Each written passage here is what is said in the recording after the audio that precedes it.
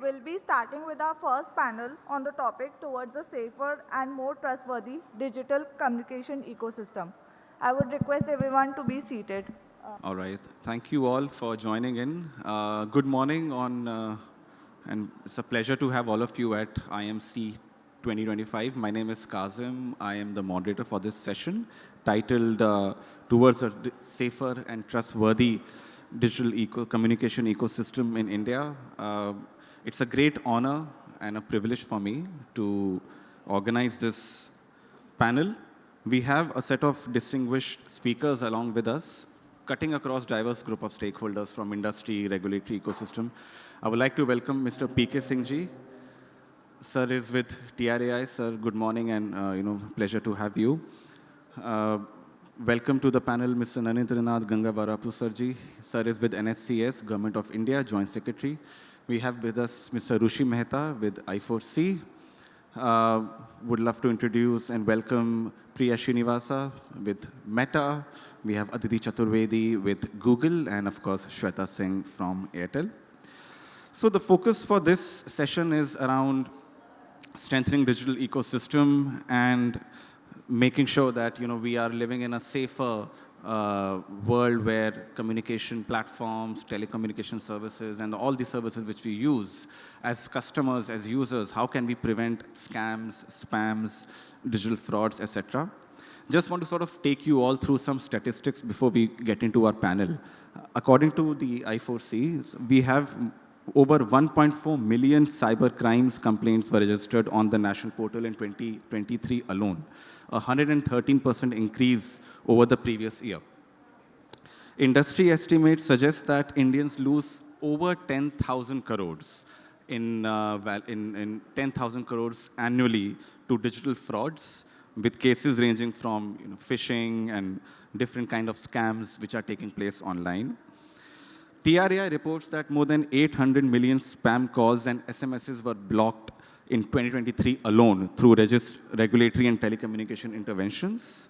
Despite this, citizens continue to face sophisticated scams, and the fraudsters are always one step ahead in terms of the scams they are deploying on the people. And one recent study found that nearly 7 out of 10 Indians receive at least one spam call or SMS, and over 50% fraud victims are first-time internet users, highlighting the both scale and also the exposure and vulnerabilities for the people of India. Now, obviously, the government agencies and the regulators have done a lot of work. We have the Ministry of Home Affairs, from TRAI to MeitY.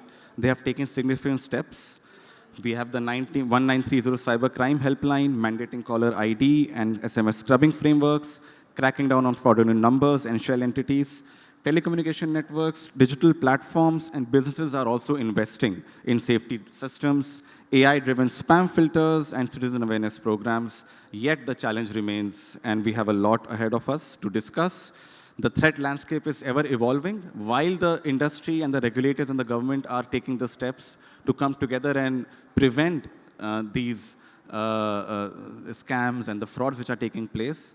Fraudsters are continuously building more and more sophisticated ways to attack the consumers and people of India.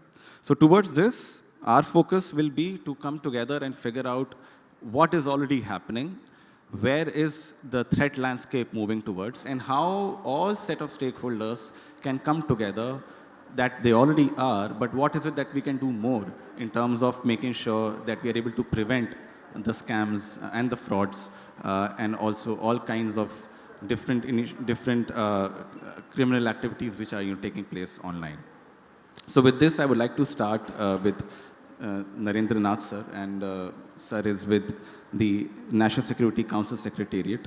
Sir, I would like to start with you, and maybe then I'll go to Mr. P.K. Singh sir. And as we were discussing previously as well, in your mind, sir, how has the threat landscape evolved around spam, scams, and online frauds in the recent years? And how important is it for different regulators and a whole of government approach where you work with different ministries and cross-sector frameworks involving telecommunications, IT, finance to streamline trust and safety efforts? Over to you, sir. Yeah. Thank you. And thanks for starting with me. as we debate about spam and scams and all of that, and people getting defrauded, we have a limited audience here and very well-known faces. And while the people who are getting scammed and spammed are standing outside. So I think there is an issue here. But yeah, there is a challenge, here, and I'll also come to that part that why don't we have so many people where, well, this is an important issue and that's been exercising everybody's mind, including the Prime Minister's, to the sense that he has taken it up in his monthly bath. One of the episodes, he talked about it. He devoted one complete episode on that. So it's an important part, and I think we should looking at it. So the thing is, how is it evolved? The thing, you will look at it, who are the people who are getting spammed? They're looking at some opportunity. There's some element of greed. There's some element of fear. And there are also genuine service calls that he thinks that it's a service call that he's addressing, and that's where that's happening. So these parameters continue to be there. Only thing is, what are the vectors that are being used to address these parameters is what is there. That's all. That's the only difference that is there. Because once persons get familiar with one particular vector, then the people start looking at what are the other vectors that can I look at. Like for example, you have this IMC that's happening. There could be some messages coming about regarding IMC, about exciting sessions on that, people would fall for that. So that way, that's the thing that's happening. But otherwise, I think these parameters are common. And so there's a amount of research that our spammers or scammers are doing in terms of what should be the mechanism through which I reach out to the possible victims that I have. That's the only change that is there. So here, one thing that we should be talking about is the product and service design. It's where that it comes. Why is it that people fall for it? It's because he thinks that he is not falling for it, because he's getting addressed to service. So whenever somebody is designing a product and service, it should be very clear that how do I see to it that he can differentiate between a fraudulent service offering or a product offering to a genuine service and product offering. That's very important. So, okay, that's one. And the other is the KYC part. Correct. That's where I think, we still have a long way to go about looking at the KYC part about, getting genuine people on board, and how is that people, bank accounts and SIM cards and all of that, how is that KYC is failing around that? Especially the fraudulent, a lot of the KYC process also falls through the gaps, and there are a lot of... Yeah, that's right. Yes. So, see, it means these are problem statements that I think require people across the sectors like banking and financial sector, the telecom sector, that they have to work together to come about with a common framework for KYC. It's like one person is there, and you have multiple agencies doing their own KYCs. Right. Yeah. So it's also painful for a person who has to do all the KYC. Maybe a little bit more streamlining, sir, in terms of how the government looks at KYC processes. Yeah. So I think these are some important problem statements that we should be looking at. That's one. And the other is, I was just talking to Mr. Pushpendra Singh, that trust and security, I was saying that part of quality of service. That's why, maybe from my, personally speaking, not from the government perspective, I think maybe the regulators should start looking at trust and security as part of the quality of service, and then see that, how do I see that when the service offering comes, that these features are built into the service offering. Right. That's an important part. And here I would like to say that, trust is a suspected spam. Thank you, Airtel. Yeah. Yeah. Here, I was just thinking today morning that trust is now a blue ocean, A lot of people are designing, offering services, but that element they are not bringing to the service. If trust can be part of your offering, I think that you will up janda guard lo usme, trust me. Right. And here I come to the .in. .in is something that, are you looking at it as a commercial venture where I want to make money out of, proliferation of .in, or I'm going to brand .in as a trusted .in domain where I have strong KYC, and I also, have privacy, considering privacy, I should be having a very strong database where people can see that who is this guy who has taken the .in domain. What's the type of service? There's some sort of vetting that happens, and across the world, that if some URL comes with .in that is coming to me, I can trust it. So that is where you have got 1,500, 1,600 top-level domains. Yes. Why do you want to be one of those top-level domains? Why can't we be one top-level domain, .in, which is the only trustworthy domain in the whole world? I think that is where I think we do, and then migrate bulk of our, this to that, that would be very important. And here I come to some measures. I'm taking my own time because I think you will not get a second chance. I think we'll get stuff. I'm pretty sure we'll have enough time for that. But please go ahead. So no, what I'm saying is that why it's important. Now, this is something that we recognized, and that's where we talked of .bank.in. You must have heard of .bank.in. RBI said that from October it should come. And we can take credit from our office that this is something around 2 years back. I'd been to IDRBT, and this is one thing that we floated in front of all the bankers. And good, it has come down. Now, at least if some message comes with .bank.in, I know that is from the bank. Right. 160. Yes. 160. Yeah. And recently I received a recently message from Union Bank of India. It started with 160. So felt so happy. And I took that call because it's coming from 160. And even now I'm getting calls from other mobile numbers from banks saying that I'm bank.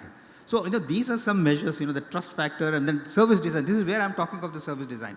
If a bank is designing customer service, they should have one .bank.in and you should have start 160 so that at least the customer knows it's coming from that. This is where the product and service design will help in building trust with the customer as well. Yeah. Same thing about SMSs also, the work that has happened, through TRI and others, the SMS suffixes that come, service messages, promotional messages, government messages, which are all there. So that's all very good. But here there's a challenge. I don't know how many other people know about what I've talked about. So sorry, can you repeat it? I do not know how many in this room know about 160, .bank.in or SMS suffixes. How many of that you are know there. about 160? Raise your hands. Yeah. And can you differentiate in the Most of SMS them are suffixes from- that come S, G, and T?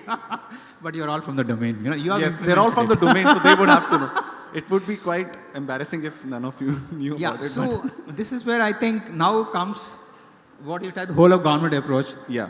Department of Consumer Affairs, DOT, Yeah. MATI, Ministry of Finance, MHA. yeah, MHA.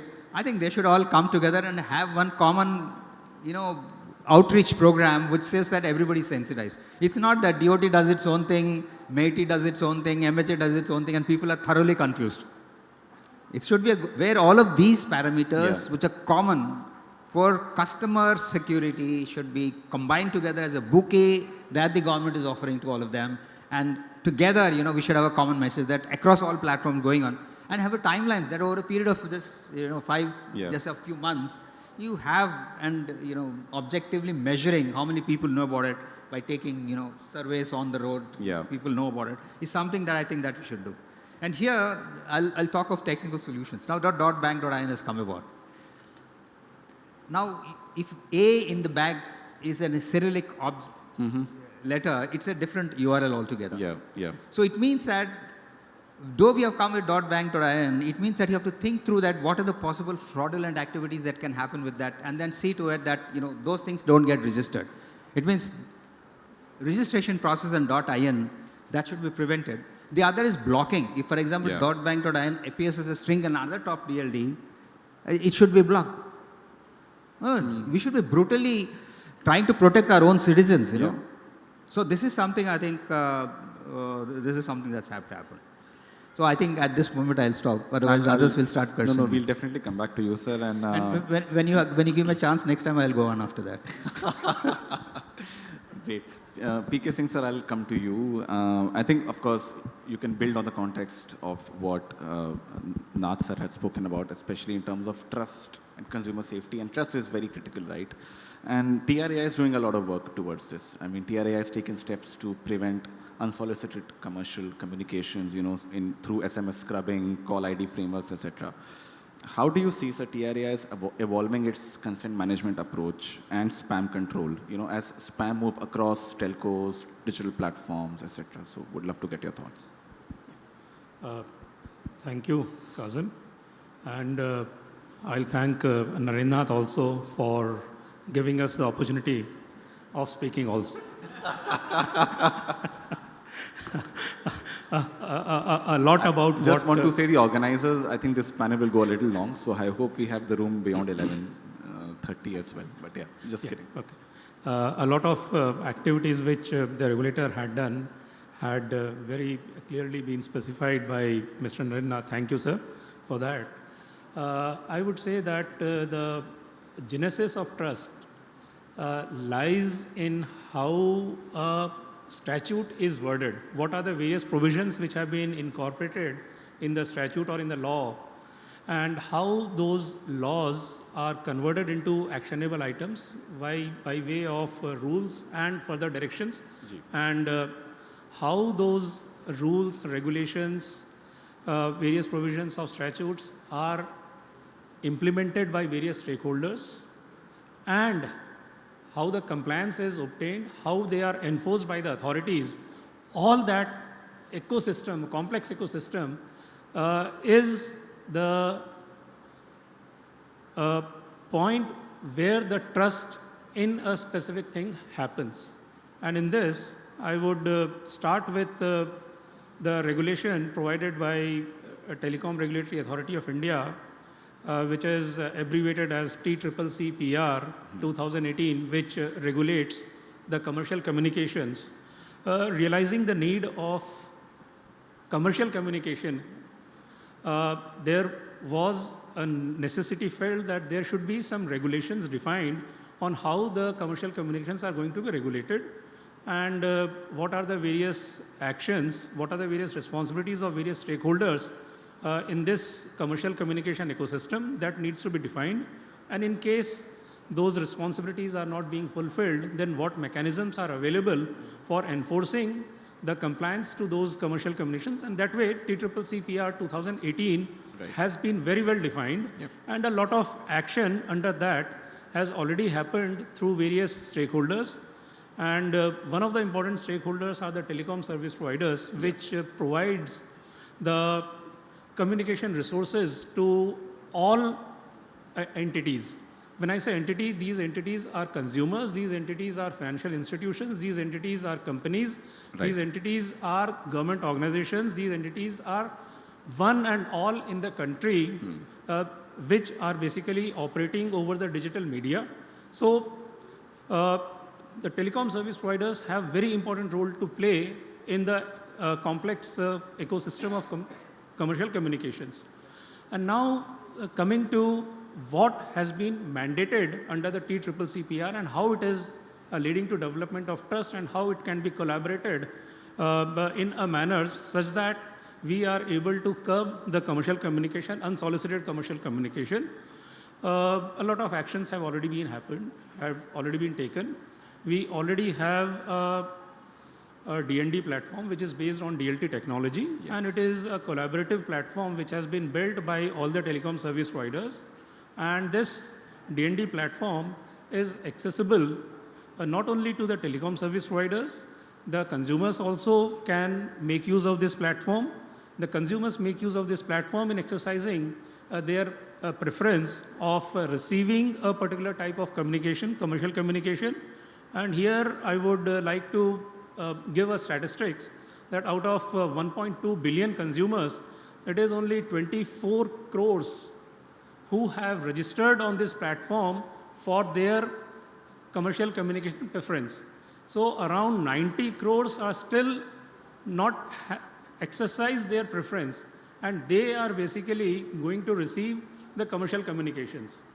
And I would also say that the unsolicited commercial communication emanating from a 10-digit MSISDN is still beyond the reach of this type of platform. But there were provisions incorporated in the TCCC-PR 2018 which mandated and which basically gave an option to the telecom service providers of making the latest state of the technology to identify these spammers making use of the 10-digit MSISDNs for originating unsolicited commercial communications. And I'm happy that all the telecom service providers have started making use of AI/ML in identifying and informing the consumer so that they are able to take an informed decision of whether to receive a call or not to receive a call. And apart from that, for the registered commercial communication service providers, we have already started mandating that it is only the 140 and 160 based numbers which can be made use for the commercial communication. And if a consumer is receiving a communication from 140 series or 160 series, the trust should be there that it is coming from the genuine commercial communication service providers and not coming from any other service providers. 140. Yes. I think I should also give time for other speakers. Also, we have a lot of information to share, and we'll continue to share Yes. as and when we are given the opportunity. No, absolutely, Thank sir. you. We'll come back to you in terms of what steps can be taken. But Mr. Mehta, would like to come to you, sir. And I want to focus a little bit on coordination and collaboration over here. And would like to understand from you in terms of, the fact that there are millions of cyber crimes which are reported every year. How is I4C strengthening coordination among all stakeholders, sir, including telecom operators, digital platforms, and financial institutions to tackle emerging fraud patterns? Yeah, thanks, Kazim, for the question. Actually, I was not supposed to be here, but something came up, so yesterday night I got a call. So I'll give an example why coordination is needed. Just one small modus operandi. So the highest money that India is losing right now, so in fact, Kazim forgot to mention one figure. So till 2025, India has lost around 31,000 crores. This is official figure released by I4C. These are reported figures, 31,000 crores. That has been lost so far since 2020. Again, a reported figure. So Over the last 5 years, sir. in last 5 years, right? Excluding 2025. By Indians. So we have released this in the recent parliamentary panel report. So how stakeholders are involved? I'll just give an example. So one of the highest money losing modus operandi right now is the unlawful stock trading scam wherein you are added to a stock group. Now how the ecosystem plays, let me give an example. Person sees an advertisement on Meta. He clicks on that ad, he gets landed to a WhatsApp number, which is again owned by Meta. A WhatsApp number is activated by one telecom operator, which could be either Airtel, Vodafone, Jio, BSNL, MTNL, right? After that telecom operator, he starts interacting with that person who is sitting outside in Cambodia. Then he is given an app which is hosted on Google Play Store or iOS Store.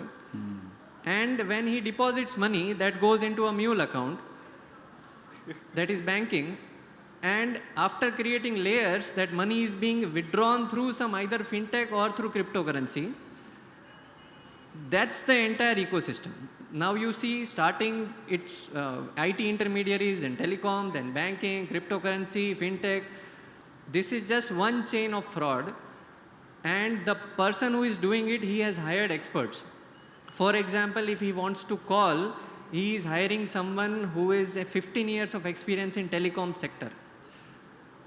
That is how it is. Recently, one person was arrested. He was 15 years into telecom, into SIP line establishments.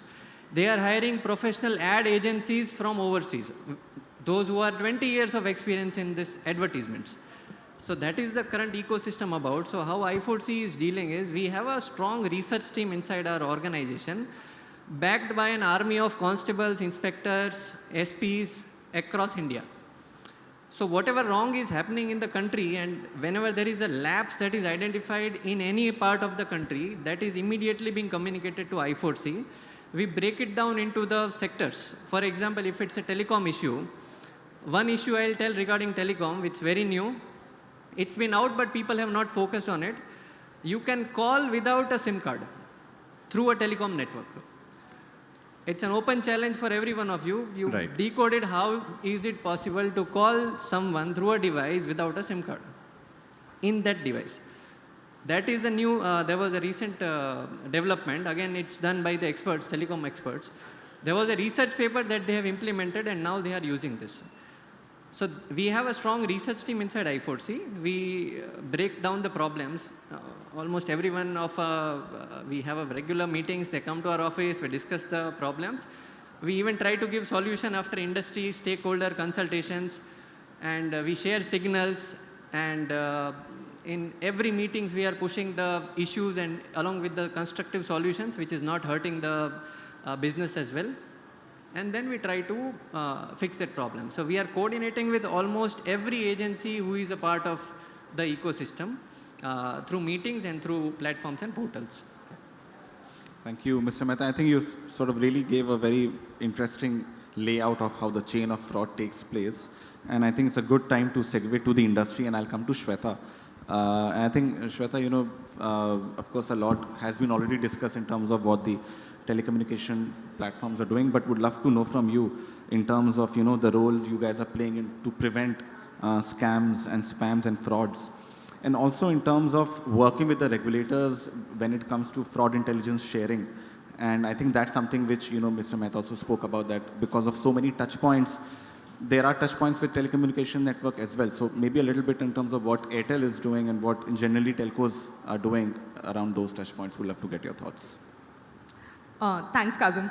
I think it's a tall feat to go after all three stalwarts. It's as the first industry player. But I think I'd like to pick up from what Mr. Narendranath had just said in the beginning, that a lot of people who are currently sitting in the room probably are aware how scams happen. They are aware what 1600 is, 11400 is. They understand what unsolicited commercial communication is. And as telecom operators, although we have partnered fully with Department of Telecommunication, with MHA, with TRAI, in all the initiatives that they have taken, and there's been great benefit that we can see that is coming to the customers at large. But at the end of the day, we, as an operator, we wanted to keep trust and safety at the forefront this year.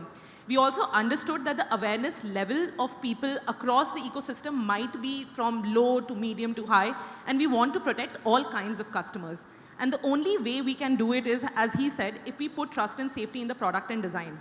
In addition to complying with the regulation, in addition to doing everything what the lawmakers expect us to do, we also want to go a step forward. We want to go to every customer touch point, make trust and safety as the bedrock of the communication, whether it's call, whether it's SMS, whether it's link, and inform the customer that even if the message is coming from a 10-digit number, sir, it could be a suspected scam. Of course, if it is coming from legitimate sources like 1600, if it's taken by a telemarketer, then it is a commercial communication and a person is already aware. But if it's coming from 10-digit numbers, if it is coming from any unsolicited commercial communication, the customer would be aware, and at least he can take an informed decision whether to take that call or not. We launched this in September of last year. In 1 year itself, we have flagged over 48 billion calls. We have blocked 3 million links. We have just launched our fraud detection solution on malicious links. So we can see that across all category of customers, informed or not, it's helping them. Now coming on to the fraud intelligence sharing, what Rishi sir just said, while there are ways how independent operators can share information with government agencies, there are unilateral ways how operators can share information with each other also. There is no formal way of sharing fraud intelligence databases, signals across the entire ecosystem. And when I say this, I mean financial institutions, digital platforms, telecom operators, all government agencies, whether it's TRAI, DOT, MHA, RBI, NPCI, because all of these platforms are sitting at a wealth of data with them. The only problem is that they don't know how to share it across platforms, while of course keeping privacy at the core. We're keeping customer consent at the core and making sure that this data is not misused.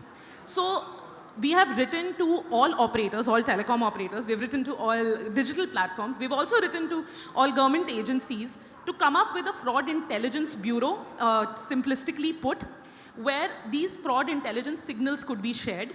And then we could, of course, put that in our product design across operators. Fantastic. Thanks a lot, Shweta. I think, one of the things, because I use Airtels, and I think the whole feature you guys brought last year where you tell spam, potential spam, you can just cancel that also. So that's a very effective way of dealing with things.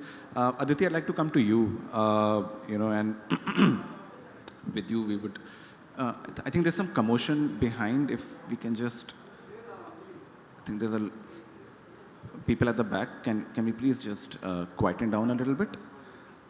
Yeah, thank you.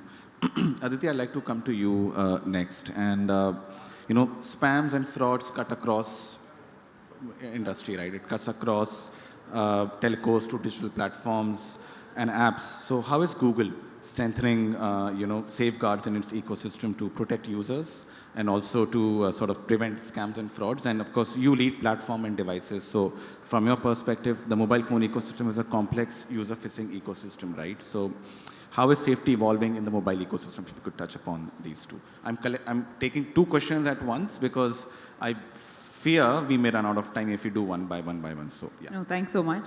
Hi everyone, my name is Aditi. I'm from Google. Google has a lot of products, so I think let me try to address it in a more principle-based approach.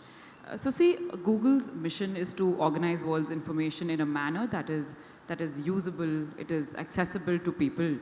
So at the core of it, we have to provide information to people which is quality, which has quality, and it is relevant. Frauds and scams seriously impacts our, the way we present this information. It deprives user trust in us. So that is why it is important, and we acknowledge that fraudsters are continuously evolving, and we are also at the same time trying to play a catch-up, right? But I would say that still we have a principle-based approach, and we are trying to address it in all possible manners. How do we, that basically three essential pillars to how we address frauds and scams. One is by protecting our users. The second is by ensuring that the information that we're providing to users is reliable. Third is by collaboration. That is what we were talking about, right? I'll start with user safety first. Again, with users, first is what is the first barrier of defense for users is by ensuring that the information that they get is not spammy or scammy information. So that's a first barrier of defense. And we do this in a number of ways. For example, we talked about verification, right? So in ads, we have a financial services verification where we have authorized only financially verified ad providers to demonstrate whether they're authorized or not, and only in that case they can be on our platforms. Then we also have for our Android phones, for example, third-party application of softwares is a problem. In that case, now we have recently launched actually an Android ID verification where side-loaded 3P apps all developers will have to register the package ID with us. So nothing will come into our ecosystem which is not registered, no unknown source. Right. We have like AI, ML, it's a commonly used word, but just to put the numbers out there, 99.9% of malwares, phishing, all of these bad actors are scanned, and then we prevent 99% of them from entering Gmail, which is big. We have Google Play Protect also at work, right? It's scanning about 500 billion apps per day. So I'm just, the number is huge. So that is the verification level. Then it comes to find that some content will enter our ecosystem. What do we do about that? How do we weed that out? So we have constant reviewers. And we also take help from the government through takedown mechanisms. So this is again going into a zone where we are reviewing continuously, we are weeding them out. And the third one is, of course, how do we respond? There are review mechanisms, sometimes we outrightly block them. So these are the three ways in which we are doing it.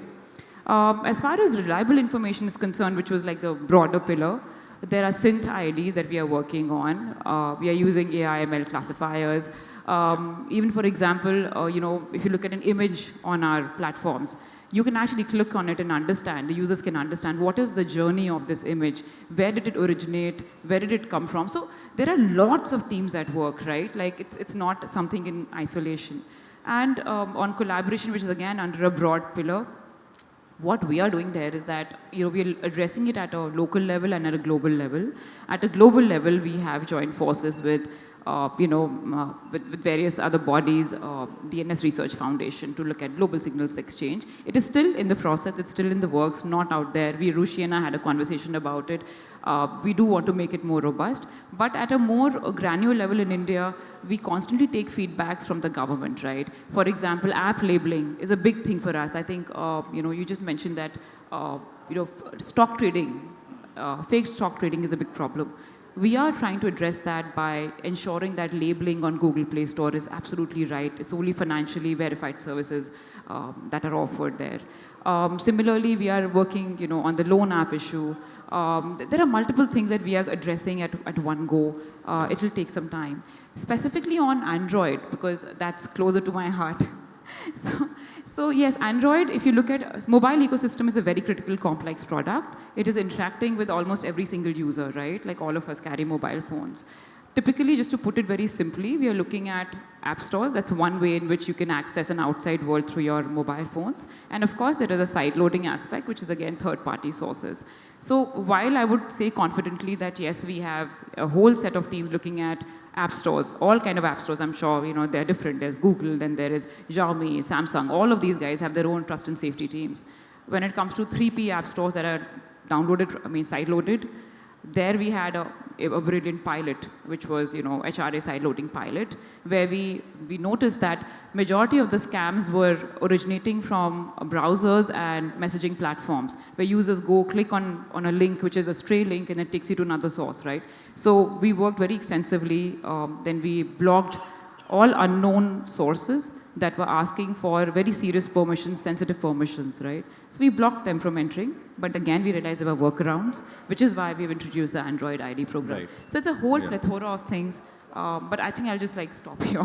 Yeah, thanks a lot. Thank you, Aditi. And Priya, would like to come to you now. And I've been told that we have around 10 to 12 minutes more. So after Priya, we'll do a quick conclusion round. As Mr. Nath predicted, that is how things will end up, and that's exactly how it's ending. So you were sort of ahead of all of us. But Priya, as digital platforms and communication messaging apps are now becoming key communication channels, right? And would love to understand what steps are being taken by WhatsApp. All of us use WhatsApp here, most of us, I'm guessing. So what steps are being taken to strengthen user safety and reduce exposure to scams? And also, if I can add a little bit in terms of collaboration with regulators, in terms of how WhatsApp is collaborating with regulators on areas like consent management, authentication, fraud detection. So yeah, over to you. Thank you, Kazim, and I see how you've put me at the far end of this August gathering on this panel. Especially with Rushi to my right, the first jab he took was at us, so I'm coming right after that. Feel free to respond. No, I think you've got the right set of people on this panel, the regulator, Yes. the policymakers, the lawmakers, industry bodies, and really for the topic that we're discussing today on scams, it is an all of industry collaboration. Yes. It is an all of, we can't build our own fortresses. Can't be working in silos. And sort of just ensure that we've bolstered our fortress and have built the strongest walls. Because, as everyone has spoken, scammers are like water, right? They're just adapting to the container that you put them in. So they build regulations, they build detections. Google does it, Airtel does it, we do it. So every platform is building their own high walls, but we're seeing how, scammers are looking at the smallest cracks like water and sort of just adapting to the container that you put them in. So definitely scammers and scams are not static at all. They're so evolving that even our mechanisms to address them have to be in evolution at all times. Now that said, as a platform for us as WhatsApp, we've looked at product and platform solutions which are built into the product itself. So we look at it as a four-pronged approach. One definitely is to prevent harm by design itself. That is, features that you cannot turn off. So these would be what are baked into the product that a user cannot turn off. So say for instance, as a platform, these are inherently meant for protection from unwanted contact. For us, it's a failure state when that first contact is made by the scammer. If the scammer has been able to reach you, that's already a point of failure for us, because then it's a matter of being able to defend it. So we want to be in a position where we are quarantining any contact between a scammer and a bona fide user in the first place. So that's where our systems are built to be able to do, and like Aditi said, machine learning tools, AI/ML tools, which are built to sort of identify the first contact and quarantine any contact between a scammer and the user. So that prevention of harm by design is where a lot of our product solutions come in. at the back end to ensure that the first level of contact never happens with the users. So something we did recently is to bring you what's called a context card. So say if you're not in my contact list, you will get a flashcard which says that this user is not in your contact list, doesn't belong to a country code that you know, and will flash the name and country code and country name of the unwanted contact. So what it does is introduces that moment of pause, of friction between a user clicking through a conversation and making that contact with the user, with the scammer. So this is what we look at as a harm, preventing harm by design pillar for us. The second pillar that is very strong for us is how do we give control at the user's end, right? Because the user is not our last line of, can't be a last line of failure. It has to be our first line of defense. So the user has to have privacy and safety controls at their end. Right? So how do we build those as part of the tools that we have in the product? The third one is, of course, how do we detect? Say, for instance, that first line of breach has happened from the scammer to you. How do we then potentially detect that abuse, and how do we prevent any further sort of spiral down of that? So we have 24/7 sort of machine learning tools that are operating at the back end to be able to make that detection happen. Where we see automated bulk messaging, etc., tools that are able to prevent that at scale. Looking at behavioral patterns. Here again, there are behavioral patterns like Rishi spoke about that scammers demonstrate, right? And using AI to sort of detect those, I think. To detect those behavioral patterns, right? And the last, of course, is without a doubt cooperation between everybody here, and with regulators, with law enforcement, teams which are able to sort of be that next layer of enforcement and detection for us. No, absolutely. I will come back to all of you, but only 30 seconds, and this is a sort of a conclusionary remark. But Priya, very well said. I think, what you touched upon is how do you empower citizens to be active participants, at first line of defense to prevent scams. I think that's very, very important.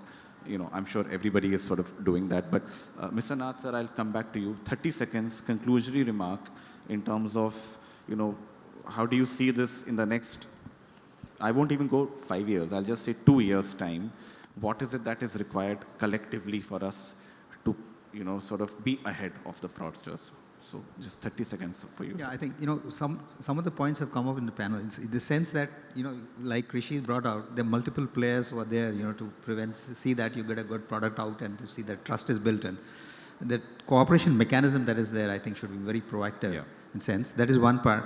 The second part is the product design part, that people should know that how to differentiate between a fraudulent activity to a genuine activity. That's very important. And that, like in the investment scams that you have, the WhatsApp groups, you'll find that it's written Motilal Oswal.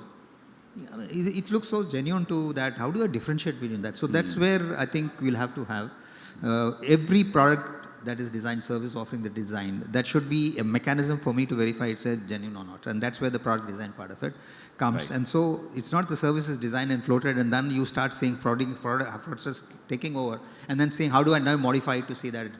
So right at the beginning stage, I think they should start think through and see that what fraudulent activity should happen. I think these are two things. That's the cooperation part of it and the other one is there.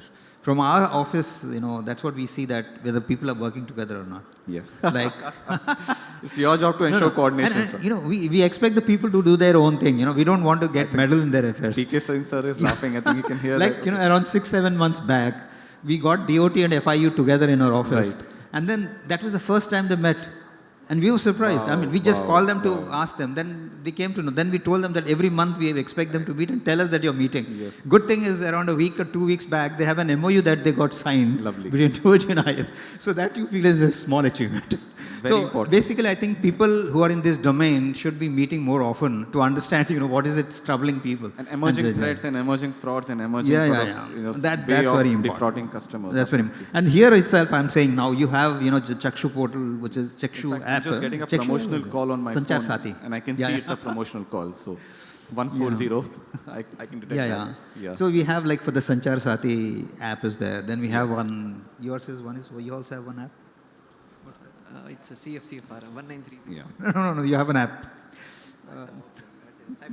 Cyber So you have an app from there. Yes. Then maybe, I don't know, Meti also must be having. Or TRI also will come up with TRI, an app. No, ठीक है. I'm saying, but you should have an omnibus app which looks after cybercrime. Right. And then people are able to report, and then also all of that. And it's a wish list. What I'm saying, you should have an omnibus app, like going to 1930 and filling up all of that. It's not required. A lot of data is available with me. So what should happen is, in my mobile itself, I fill it up, it fires it, and that gets populated into 1930. It should really help. So I think this is one thing that people should get together and think that what's that omnibus app I'll have for cybercrime, which will help in not only reporting as crowdsourcing of information, but also reporting of, if I'm a victim. I'm So sure that is the something I industry think would- we should be working together. I hope all of you work together on that. Thank you. PK Singh sir, I'm sorry, you have 20 seconds now. Okay. Okay. Before we all get thrown out. Continuing from where Mr. Narinath has left. See, the first line of actionable intelligence development is consumers.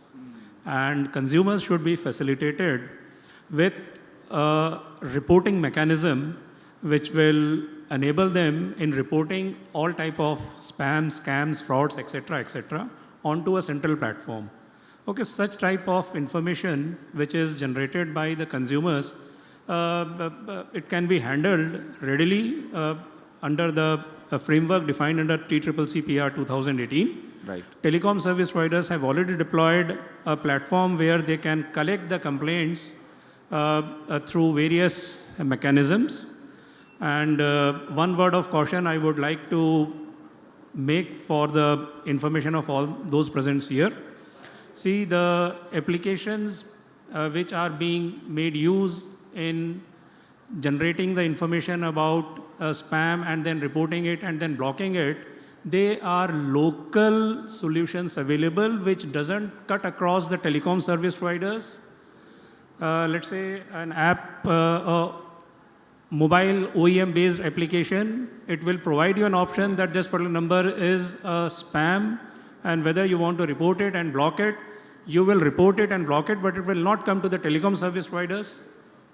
So we basically need to have all such type of applications sending the information to the telecom service providers, and telecom service providers are the first and the best line of defense in taking action against such type of spammers and scammers. They are able to identify not only a single telecom resource, but the multiple telecom resources which are being deployed by these spamsters and scamsters, and they are in a position to take action against these type of scamsters and spamsters wholly. Okay, so we basically need to have a mechanism wherein this information which is available by with the telecom service provider can be made use, and it can be provided to them through all these applications which Narinath had indicated, the Try DND app, the Sanchar Sati app, Cyber Dost application, and the various applications of the handset manufacturers, and the calling apps like the Truecaller, etc. So there is a need of integrating the information being developed and generated through these at a common platform. Yeah. Thank you. Thank you, sir. Mr. Mehta, would love to get your sort of concluding remarks, and also a little bit on awareness initiatives, because I think the citizens being the first line of defense, I think that's something which also we could sort of highlight. But over to you, sir. 30 seconds, because we have to leave quickly. Okay, so first thing is, when we speak about scams, I would like to rename that. It's not scam, it's transnational organized crime. We have to think on that front that it's not simple scam, because it's an international organized crime that is taking place. Now, regarding this awareness, I mean, I like to share my honest experience. You can check our Cyber Dost handle. Our team is working very hard. People don't want to see the awareness content. They want to see reels, which is like different themes, but actual awareness content, people don't want to see it. The kind of views that we are getting, it's not up to the mark with someone who is doing some stuff on the road. Yeah. So awareness is one part. Yes, we are tying up with influencers and a lot of things are happening, but what we need is a public-private partnership. We have done it in our CFCF RMS module. So I started with 31,000 crores figure that we have lost. We have also saved 5,000 crores through public-private partnership. We have onboarded 600 banks on our portal, which is nowhere in the world. Whenever someone reports on 1930, 600 banks and their hundreds of executives are at work. We have an API integration with NPCI. Real time we are safeguarding the money. So we need technology. Bharat बहुत बड़ा है, मतलब आप 140 करोड़ जनता को इतना aware नहीं करवा पाओगे. So you need technology like जैसे एयरटेल ने किया हुआ है अभी suspected spam. It is creating an impact. We checked the data and it was significantly improving. मतलब आप liability customer पे डालो, उससे अच्छा है कि technology ऐसी बनाओ कि कुछ हो ही नहीं. So there are only two gateways to international criminals from entering India. One is telecom and one is internet. Internet में all the IT intermediaries. So if we are fixing at that front, we will get proactive. If we deploy technology, we need to think inside कि हमारा product team में कितने लोग हैं और fraud abuse team में कितने लोग हैं. ठीक है. Similarly in bank, how many bankers we have and how many transaction monitoring team we have. So if we ingrain the technology, जैसे नरेंद्र सर ने भी बोला कि product ही ऐसा बनाए कि abuse नहीं होगा तो crime रुक जाए. And CSR funds आपका होगा तो you all can participate in educating, and we can also tie up. If you have some startup or ideas in mind, you can reach out to us. We can discuss how to build products which can safeguard the citizens without relying on the awareness part. Yeah. That's it. The safety by design is absolutely critical, and of course industry is doing what it can. But Shweta, Aditi and Priya, not more than 20 seconds. Because we really have to leave, but I'll leave that. Yeah. Okay. So quickly, two last concluding thoughts. One, having a product design or a citizen-centric approach. I think we completely agree that while awareness is playing its role, but at the end of the day, it is operators or a platform prerogative to make their products simpler for every customer to understand what is a fraud or a transnational crime, as you're saying, and we have done so. While we had launched our product, we were very, very cognizant of the fact that it had to be available across all devices. It had to not be linked to an app. It had to be not linked to internet. So irrespective of the fact whether you're linked to an internet or not, whether you have an app, you will still get, like how you just said, that when the call was coming through 140, which is a designated number series for promotional calls, it showed promotional call. Yeah. If it would have been coming from a 10-digit number, it would have shown an Airtel warning spam. It goes across call, it goes across SMS, it goes across links. So we are doing our bit by making our products safer. It has also been recognized by I4C that there's been a 70% reduction in the fraud losses on Airtel network from September of last year. Coming on to the next point, which is very important, is having an industry collaboration. I think every stakeholder on this panel has spoken at end about having a designated or formal structure for collaborative effort, whether it goes across government departments or private operators, and there needs to be a singular approach. While everyone is doing their bit, every government department is doing their bit, there needs to be, like her sir said, there needs to be an omnibus way of doing it. There needs to be a single platform, single way of doing it, so that it's easier for the citizen or the consumer also to be aware of how to report, how to go about it. So, Absolutely. Thank you, Shweta. Aditi, very quickly, closing remarks. Nobody has followed the 30-second diktat. I'll follow it. I'll follow it because Shweta has actually pretty much covered everything I wanted to say here. So I echo that. I think collaborations can be within the industry. I would say industry itself is divided into different sectors. Telcos and us and telcos, and different kind of collaborations are possible. You will possibly hear many more coming up in the time to come in the future. With the government, super critical. I think we're already getting a lot of feedback. And thank you so much to MHA to try. For an RBI actually, for really, and SEBI was also one of them who gave us fantastic feedback, and we improve our products. One sector that's left out, which I would highly encourage for us to see, is that the so-called, the third sector, which will be civil society. I think we have a lot of them who are working very hard as priority flaggers. That has really, really been helpful. Yeah. They flag problematic apps and, lots of ads to us, and in fact, I've also seen government also acknowledge them, like FACE, for example, is one of them, right? So it's been very helpful. That will just be another consideration here. Thank you. Thank you so much. And You have the last word, please. Thank you, Kazim. Glad I'm getting the last word. I think the last word is user awareness. It has to be that you can build, Fort Knox around your users, but if they leave the door open, then no amount of technology is going to prevent the fraud from reaching the ultimate user. So I'd say user education is not a nice to have or a good to have. It's an absolute must have. It is that difference between a scam getting stopped and lifetime savings between getting saved. So I think that really is the bottom line for all of us, just in terms of what you don't hear is the frauds that get saved. That grandmother who did not wire her money, that student who did not click on the job offer. You don't hear any of that, right? You don't hear the fake job didn't get taken, the business owner who didn't click that link. You'll never hear of those stories. But that's happening. Those are happening as well, right? Every fraud that is prevented is a story that is not told. And that is important to note. And the reason that fraud gets prevented is when your last mile user does not click on that link, does not take that call, does not fall for that scammy message. That is where the real challenge is for us, to make sure that every user of a digital technology and of communication platforms is aware and becomes that story that we never need to tell. And we're back in this platform and Rishi's number keep falling, and it's not as alarming as it looks. But I think this really is the success. Our success will be measured in the silence of this platform next time when we are here. Yeah, if nothing is being said, it's good. So the stats hopefully will keep reducing. Thank you all for joining. A big round of applause, please, for the panelists. I think 3 key takeaways. One is on continuous feedback, I think, from the government to the industry, and the industry keeps adapting to the feedback, and it's great to see that the industry is doing. But we hope this will continue, where the feedback is listened and steps are taken to sort of improve the systems. I think from a whole of government to a whole of stakeholder approach is needed.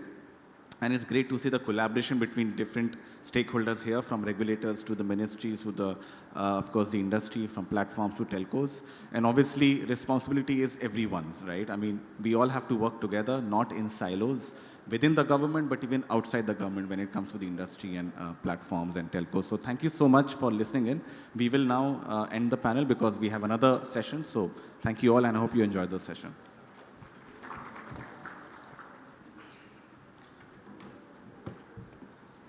We'll have some